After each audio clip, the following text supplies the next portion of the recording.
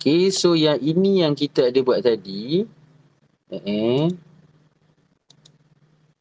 Okay, so I memang nak buat dia punya stump. Okay.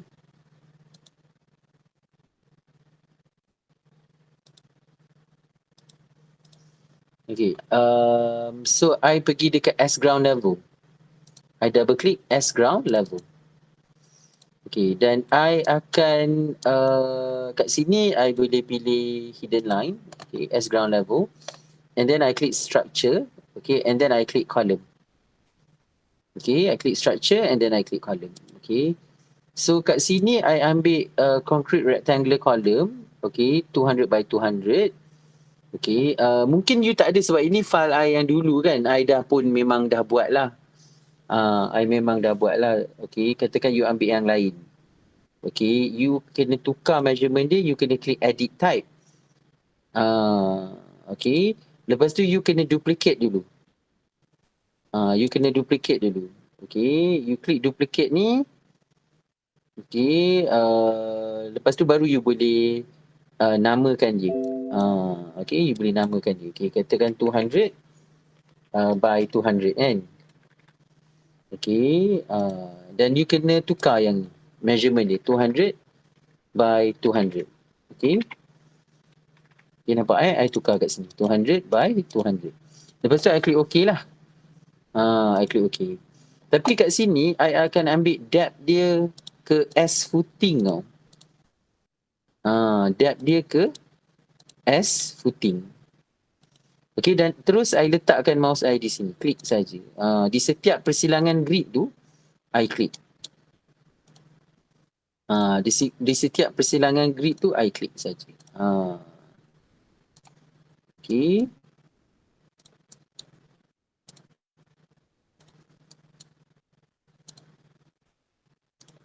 Ini pun ni dan ni.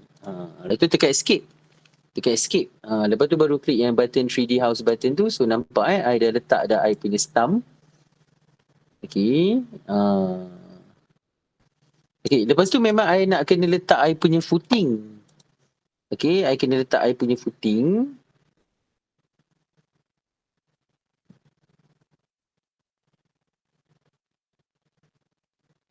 Okay.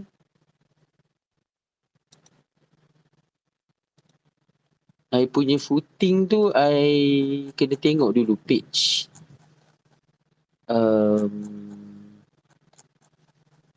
Dia punya footing note dia untuk nak letakkan footing. Page 140. Kalau ikut printed page 140. 140 and 67 Adobe Reader page lah. Okay, dia ambil isolated. Okay, structure isolated for my footing. Tapi dia punya measurement dia ialah 200 for the thickness, 600 by 600. Okay, 200 for the thickness, 600 by 600. Okay. Okay, I will show you now. Okay. Okay, so yang ini you memang kena klik dekat level S footing. Okay, you memang kena klik dekat level S footing. Okay. Okay, double klik kat level S footing Okay, so kat sini nanti I akan pilih structure isolated for foundation. Okay, structure isolated component. Okay, for my footing. So I klik kat sini. Macam ni sebab I guna file yang I pernah buat dulu. I dah ada lah kat sini. Tapi kalau you tak ada, you boleh pilih mana-mana footing rectangular kat sini. Okay, lepas tu you kena klik edit type. Lepas tu you kena duplicate mesti kena duplicate dulu. Mesti kena duplicate dulu. Klik duplicate. Lepas tu baru type lah 200 by 200. 200 dia punya thickness 600 by 600. Okay, 600 by 600 kat sini nampak klik OK. Okay, lepas tu I masukkan thickness dia 200. Dia punya width dengan length 600.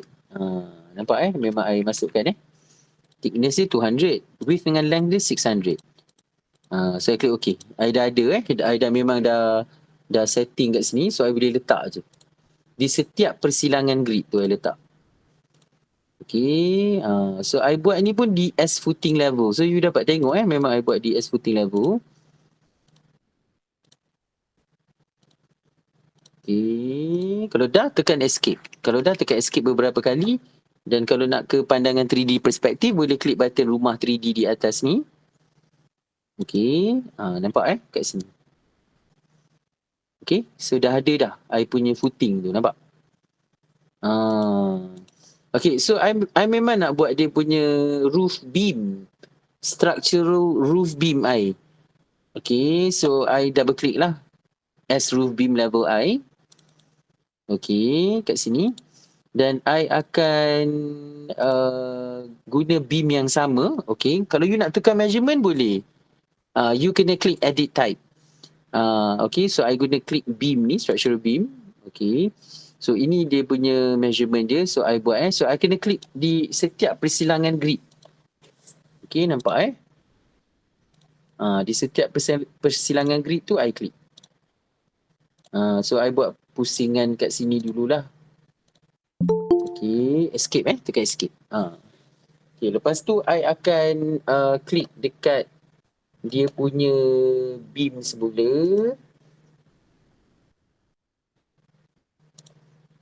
Okay, tekan escape. Klik dekat beam dia semula. Okay, tekan escape. Tu klik kat beam dia semula. So I klik kat sini satu. Tu tekan escape. Lepas tu I buat kat sini pula. Kat luar pula. So I klik beam. So I klik ni satu, ni satu, ni satu dan ni satu. Okay, lepas tu tekan escape ya. Lepas tu I klik 3D house button di atas. Okay. Okay, so sekarang ni I memang akan buat dia punya floor. Structural floor slab. Okay. So I akan pergi dekat dia punya SGF level dulu. Okay, SGF level. Okay, so I nak buat dia punya structural floor. Saya klik structure, I pilih floor. Floor structural. Okay, dan kat sini you boleh pilih what kind of floor that you want. Okay, but I'm just going to choose generic 12 inches of my floor. Okay, I click the button rectangle. Klik button rectangle kat sini. Okay, dan I mula nak draw daripada sini sampailah ke sini. Okay. Lepas tu tekan escape. Tekan escape. Tekan tick hijau tu untuk finalize. Okay, so click 3D house button on the top. Okay, so I got one structural floor there. See? Okay, I go back to my SGF level. So if I want to create here, okay, kat sini pula katakan. So I click structure, floor structural. Okay, and then I can click rectangle. Okay. Okay, nanti I pasang I zoom kat sini, I klik kat sini sampailah kat hujung. Lepas tu I tekan escape. Lepas tu I klik tick hijau. Okay, lepas tu klik 3D house button di atas untuk tengok dia punya 3D perspective view, tengok okay tak. Tengok placement dia okay tak. Okay, so I pun boleh buat dekat tempat lain juga, SGF level. Okay, katakan I buat kat sini. So I klik structure, I klik floor structural. Okay, lepas tu pilih rectangle. Okay, lepas tu I klik kat sini. Sampailah sini. Okay, lepas tu tekan escape. Lepas tu I klik tick hijau ni So klik tick hijau ni. Okay, lepas tu klik yang 3D house button dekat atas ni. Okay, so you dapat tengok. Kalau you nak tengok realistic, boleh klik sini pilih realistic. Okay, so tapi I nak buat floor dia dekat bahagian ground pula. So kat bahagian ground ni dia kat bawah sikit kan. Jadi you kena pergi kat S roof beam level. Sorry, S ground level, sorry. S ground level. So I go double click to S ground level. Okay. Tengok dulu So I cuba nak target dekat situ. So I click dekat floor structural. So I cuba target dekat situ pakai rectangle. Okay. So I daripada sini I cuba hit ke ground level punya floor lah. Okay, tekan escape beberapa kali, tengok. Tekan tik hijau dulu, tengok dulu macam mana. Tengok dia betul-betul kat bawah tak. So you tengok kat sini dia memang akan ada satu tracing kat sini. I cuba delete dulu. Okay, kalau tak dapat kat bawah macam tu, disebabkan objek snap dia, cuba draw kat sini je, dekat pandangan 3D perspektif. Okay, kalau tak boleh dekat pandangan atas tadi, cuba draw dekat pandangan 3D perspektif. Katakan rectangle. So I cuba nak ambil pandangan 3D perspektif untuk I buat floor tu, sebabnya dia tak dapat nak apa kan. Kalau kat pandangan 3D perspektif ni, dia tak dapat nak objek snap. Dia tak dapat nak objek snap. So tak apa, I buat juga dekat pandangan S ground level ni. Okay, I klik balik yang rectangle tu. So I ambil daripada sini sampai dah sini. Okay. Tapi cuma takut dia tersnap ke atas balik. You tengok kan, I pergi 3D house band tengok dia kadang-kadang dia ke bawah macam ni. Tak apa, you boleh select dia. Dekat properties ni you boleh ubah. Nampak? Nampak tak I ubah dekat properties ni? I pilih S ground level, nampak? Nampak tak? Mungkin you cuba buat lah dekat S ground level. Okay, you cuba buat. Tapi objek snap tu mengganggu kadang-kadang. Kita memang nak target dia tadi untuk floor structural kita. Memang kita nak target dia dekat ground level. Tapi bila kita klik rectangle, kita jumpa objek snap ni, takut dia pergi ke level lain. You dah buat macam ni, you klik tik hijau. You klik tik hijau klik tik hijau. Okay. So you tengok dulu macam mana. Klik dekat yang button 3D house kat sini.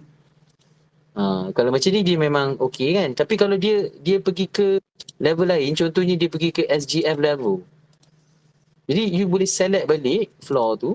You klik dekat properties dia ni, you ubah level dia ke S ground level. Okay, dah apply. Okay.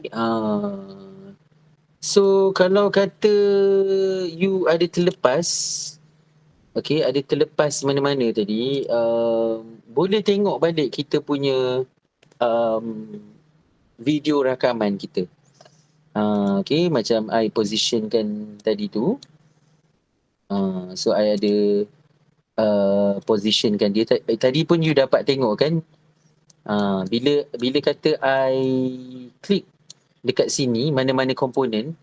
Okay, kalau kata terlepas level lah, okay, level kita terlepas ke apa, kita boleh set balik dekat sini. Nampak? Kalau I terlepas ke level SGF, okay, so nampak kan, positioning dia dah salah dah kat sini. So I hanya perlu select komponen yang I buat tu tadi. Dekat properties tepi ni pun boleh kita tukarkan. Okay. Okay, so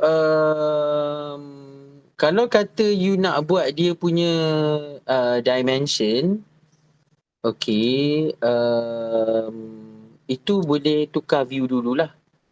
You can change your view first. Let's say you change it to S ground level or SGF level. Okay, SGF level. So kat sini you boleh nak pasang dia punya dimension. Okay. So kena ke SGF level dulu. Pandangan atas dia. Okay. So lepas tu you boleh ke annotate. Selalunya kalau Revit ni dia banyak guna annotate dimension align. Annotate dimension align. Revit banyak guna annotate dimension align. Okay, so jadi kat sini you kena pilih daripada grid tu. Grid sini ke grid sini. Dan dia punya command tu continuous sebenarnya. Okay, nampak memang continuous. Sebenarnya I tak perlu klik button dimension align tu semula. Okay, it will just create it for me, see. Okay, melainkan you tekan escape lah. Melainkan you tekan escape, barulah you kena klik annotate dimension align semula. Okay, you kena klik annotate dimension align semula dan boleh klik to one grid to the other grid. Okay, dan I klik dulu. Dan dia berterusan, you boleh terus je. Okay, klik saja. Okay, landing dia lah. Macam ni dia kadang-kadang dia tak boleh nak landing. Okay. Okay, tekan escape. Kalau nak lagi semula boleh klik dimension align, annotate dimension align so you boleh klik kat sini, boleh klik kat sini, nampak? Lepas tu dia boleh berterusan, nampak?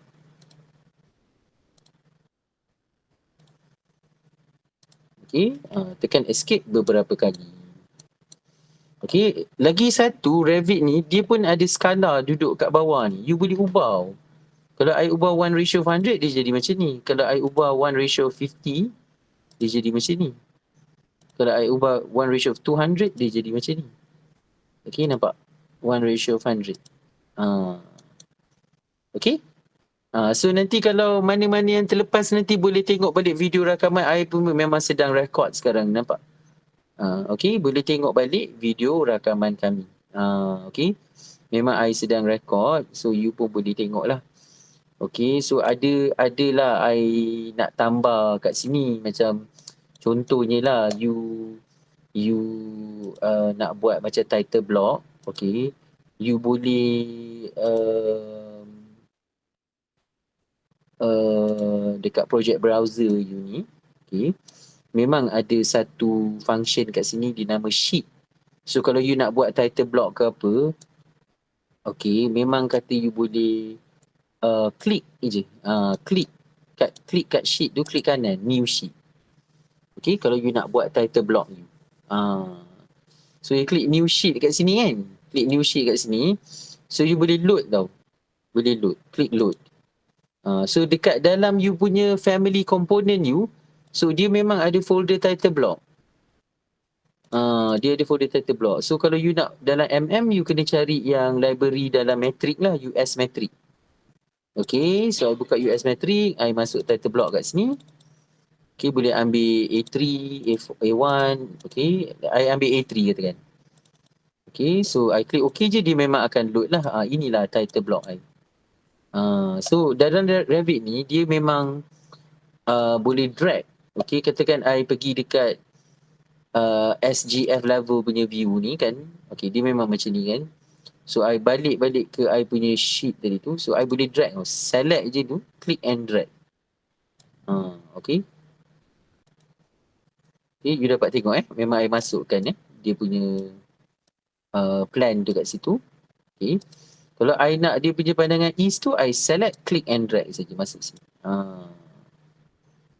Okay, nampak?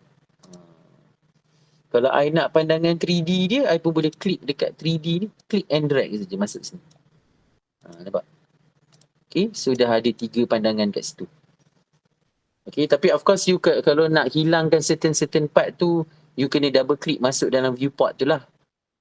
Macam kalau you tak nak macam ni kan, I masuk dalam viewport ni, I tak nak yang segitiga ni, boleh klik kanan hide je lah.